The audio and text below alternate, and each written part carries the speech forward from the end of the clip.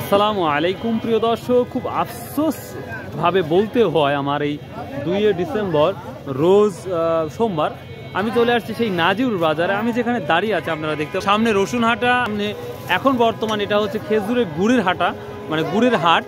Huge পরিমাণ গুড় চলে আসছে, বাট এখন ব্যাপারই দেখা যাচ্ছে না। বাট এই জায়গাতে কিন্তু আপনাদের প্রচুর পরিমাণ আমি পাট দেখিয়েছি, কিন্তু আজ 1 থেকে 1.5 ঘন্টা আমি বসে আছি। সকালে ভোরে এসে আসসালামু আলাইকুম, সকালে ভোরে বসে আছি, বাট এখন পর্যন্ত কোনো পাট দেখতে পাচ্ছি না। তো তারপরে আমাদের ইয়াকুব ভাই সামনে যখন চলে আসো এই কথা বলেই থাকি যে পাটের আজকে কি ভাই, পাট কি দেখছেন আজকে সকালে? এখনো দেখেন নাই? আচ্ছা, আমিও দেখি নাই।